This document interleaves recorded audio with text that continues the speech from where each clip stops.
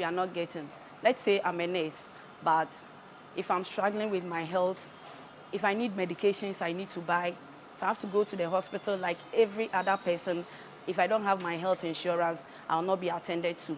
And Ghana Health Service, I don't know what they are doing to support us. We are not getting that support in terms of our health. If the World Health Organization has its way, the 30-year-old senior staff nurse at the Accra Psychiatric Hospital will remain in Ghana. World Health Organization has had Ghana on a red list since 2020. Officially called the WHO Health Workforce Support and Safeguards List, it means no active recruitment is permitted from these countries, the organization said. So, the United Kingdom has obliged a number of them saying they'll still find their way out of this country and go. Dr. David Tinkrine, General Secretary of the Ghana Registered Nurses and Midwives Association, is with us in the studio. Dr. Tinkrine, thank you so much for joining us and congratulations. I think it's the first time I'm speaking to you after you became your PhD. Sure, that's great. Yeah. Great stuff. And so this red list that Ghana is on, clearly your members are saying it's not going to stop them from leaving this country. Why? All right. Good evening, and good evening to your cherished viewers. That is true. I mean, there's much ado about nothing. Much ado about nothing. I remember saying this on another platform because there are various forms of recruitment into the NHS. When I go to United Kingdom, we have government-to-government negotiations that result in recruitment of healthcare workers from one country to the other. We have agency-to-government recruitment, and then individuals can apply to what do you call employers or health institutions in the United Kingdom, and they'll be employed. What they are talking about is active recruitment. Active recruitment. Exactly. So that is what, the government-to-government arrangement. Yes, and of course, an agency having to come to maybe the third world country to recruit actively for the NHS. Which happens in this country. We see a number of agencies recruiting health professionals to the UK, to Canada, to the US. Yes, that's correct. But as I said, majority of the nurses and midwives who are living in this country go by themselves. They go by themselves. I'm telling you. So I'm not sure these things can really deter them from. But obviously, they need some clearance from the Ministry of Health. Yes, they do need clearance. Not all of them, but the diploma nurses, especially those who were paid allowances of some sort whilst training, will require clearance from the ministry. So, not even a red list is going to stop you from leaving this country. So, really, why are you all leaving this country when we need you that much to also take care of us? All right, thank you very much for this question. Indeed, we are not happy that our people are leaving, and some of us are here. The reason why they are leaving is not far-fetched. We have pull and push factors, all right? And if we started sending these signals long ago, because we realized before even COVID reared its ugly head, that because of Brexit, quite a number of nurses were leaving UK. Okay, those from the Scandinavian countries and other European countries were leaving UK, and a gulf was going to be created. So we sent that signal to government that our service conditions are very poor. It's very abysmal. Your service condition is terrible, my brother. If I tell you, how much is a nurse paid? Give me an average. You see, we have various cadres of nurses. We have those who enter at the certificate level, at diploma level, and degree level. What I can tell you on authority is that those who enter at the certificate level who do most of the activities when you go to the primary health care areas like the CHIP centers, the health centers, and the rest of it. Don't take anything beyond 1,000 Ghana cedis, all right, as take home. And I'm not supposed to say this, but it's unfortunate. I bleed. If I'm sitting here as a lecturer, my salary is nothing to write home about. What about that poor young nurse? And assuming he's a male and he has a family to feed. So these are serious matters that sometimes is very disheartening to even talk about. Okay, I'm not supposed to put this out, but it's becoming quite frustrating. I don't tell you. Well, but I understand that you have some of these allowances and perks that come with it. That also makes it a lot more, cushioning than how you're putting it. So 1,000 cedis take home, but you have all of these other vehicle allowances and those other things? Are they still there? They are not there. You see, it depends on your level. If you are enrolled nurse, where are you going to get vehicle maintenance allowance? Where are you going to get fuel allowance? When we went for negotiations, we wanted all these allowances for our members. But the government, at all the ranks? At all the ranks. From the lowest to the highest? From the lowest to the highest. Should be giving all these allowances? At various grades, okay? If I have a dean of students, and of course, if I have a dean of my university and I'm just a lecturer, I don't expect to collect the same allowance with the person. So in case of fuel, maybe I may take about 30 gallons of fuel. She might take about 100 gallons of fuel, 50 gallons of fuel. So we wanted a certain graduated fraction of a sort for them. I can tell you on authority that most of these young nurses, who constitute about 70% of the nursing and midwifery workforce, do not take any allowance at all, apart from the salary that they take. They are not qualified for car maintenance allowance. They are not qualified for fuel allowance. They don't pay them accommodation allowance, nothing. Until we came to office, let me tell you that until we came to office, no nurse or midwife in this country was entitled to any allowance. It was when we went on strike, if you remember, the last strike that we embarked upon, that was where something accrued to the senior nurses. Although we started from the lower rank, but of course, the ministry will not budge to any demands that we made. And that is what even culminated into the strike action that unfortunately happened. So these are the challenges that we have. Our people are badly treated. The conditions of service, and when I talk of conditions, it's not about salaries alone. I see, but you see, it still comes back to, well, conditions obviously goes beyond the money that you take and some of the things that you need to work and so on. Exactly. But government also makes the argument it's about the ability to pay, is it not? I mean, if you go into the negotiation and you are demanding this and they tell you, well, this is how much we can pay, there has to be a balance. Okay. So where do you, the registered nurses and other professionals, see the balance? There has to be a reasonable balance. Reasonable balance? We don't see that reasonable balance. What do you mean by reasonable balance? Reasonable balance is that they must take into consideration the work that we do. All right? And pay us accordingly. Of course, I know that there is no way the government of Ghana can pay commensurate salaries to nurses and midwives like how it's being paid elsewhere. I know for a fact. Okay? But at least pay that person a living wage that will enable him or her to go by. So it's extremely disheartening. My brother, if I don't tell you, I'll not be doing any good to the good people of this country. Our people are suffering, and any least opportunity they get, they will leave the country. And UK, there are several destinations that the people are going. UK is one of them. Which other destinations? Oh, several of them. The government, the Ministry of Health is aware. There are about 5 countries even. So the US? The US, Canada, Australia. Even recently, Austria and Germany. Austria and Germany. The countries that speak German. I see. Are recruiting nurses from Ghana. What UK has just brought will not solve any problem. I've told you that it will not solve it. And to me, it's just an attempt to run away from obligation. What meaning? Okay.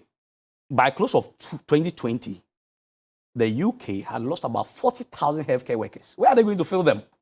They will fill them anyway, but they don't want to sit down with any government to negotiate such that whatever amount of money that is due the country will be given to them. The minister made certain submission in parliament and was saying that, oh, they're going to export nurses to UK and the UK government will pay like £1,000. What? £1,000? Does it take £1,000 to train a nurse or a midwife? What we need to do is to sit down with them. We have trained our people for our taxpayers' money. Indeed. If we send them there, they are spending 2 years or 3 years or 5 years. Whatever taxes that they will pay to the country should be remitted back to Ghana. Because the taxpayers' money Because it was the taxpayers' money that was used to train them. So if you are absorbing them now, then whatever taxes that they will pay every month should be remitted. I'm not saying that the salaries that they are paying them there should be paid to government. That's what I'm saying. Deducted it's the from taxes their deducted from their salaries. That hitherto will go to the UK government. It's what should be repatriated to the country so that we can use that to retain those who are here. It's not like the money should come to the ministry for them to chop. They should give it to the nurses and midwives as retention allowance so that those who want to stay to sacrifice to serve the good people of this country can also have something to live on. That is what some of us are proposing. Not this 1,000 paltry money that the minister was talking about. But before that, I have a more pressing issue, and that's the more reason why I even drove from Korea to get here this evening. Tell me. I have been told that the Minister for Health, since 1st November 2022, had placed an embargo on the clearance form. That's the information you have. And it is authentic information. The nurses from your quarters who are applying to get a clearance to leave the country to go and work in Austria, Germany, UK, the US, the ministry is refusing to give them the clearance. The ministry is refusing to sell the forms to them. To sell the forms. I want to choose my words very well. So the forms are sold? The forms are sold to them. How much? 100 Ghana cedis. It used to be 20 Ghana cedis. Just after 2 days, they moved it to 100 Ghana cedis, to the surprise of all of us. But I'm telling you that some of these nurses travel to India, they travel to South Africa to sit for NCLEX examination. If I can buy plane ticket to go to India to write examination, just to go to United States, 100 Ghana cedis worth of clearance will not stop me from going. So the essence thereof is to find innovative and practical way to retain our people. I'm not happy the nurses are leaving. I see. Dr. Francis Sebo is president of Ghana Medical Association. Let's bring you in. Dr. Francis Sebo, so your take on this. I'm sure you're going to be singing the same chorus, is it not? Let me say good evening to you, and of course, to your viewers. Yes, for UK, they have every right to decide who they put on the red list at any particular moment in time. And this is not the first time Ghana has found itself on that list. It usually depends on what caliber of people they need at any particular point in time.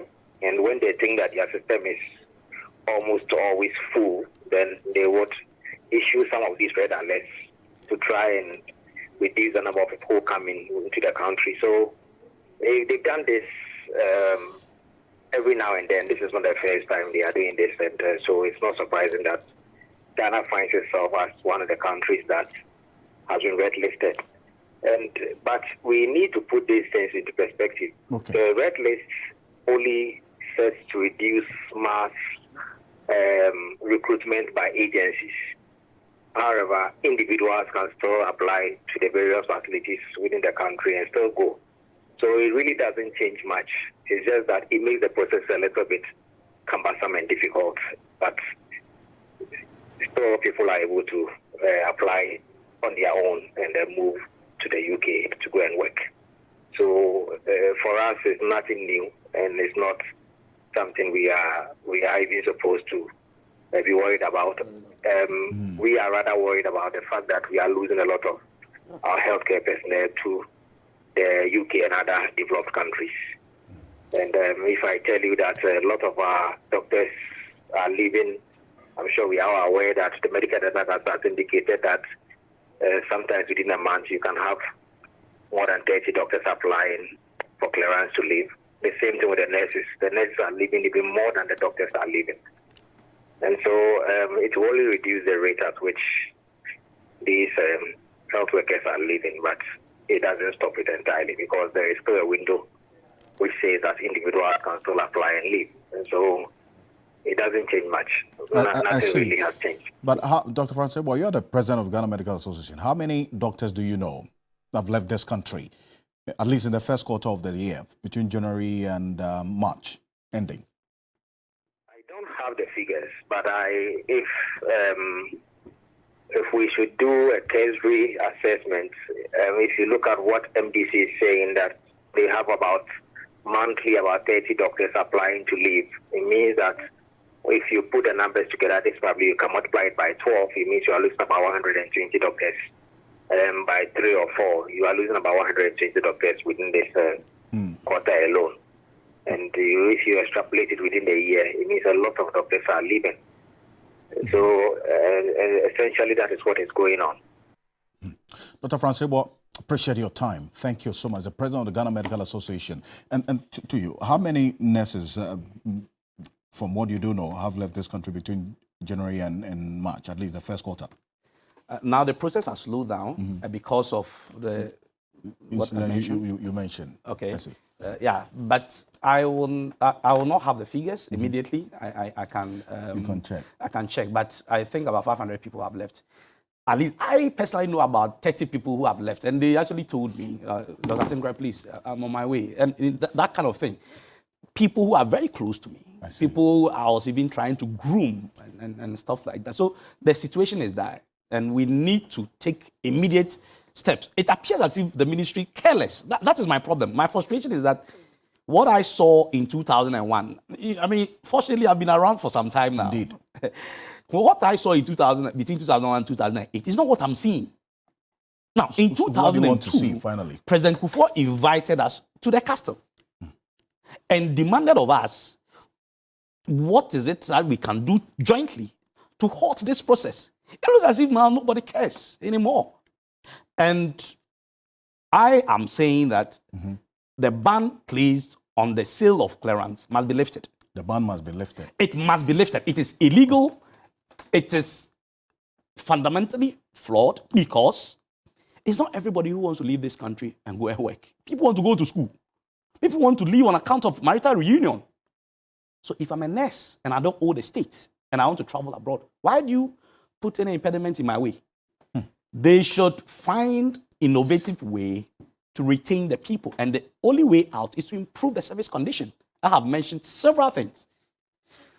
What did we do right previously? Right. Don't have time.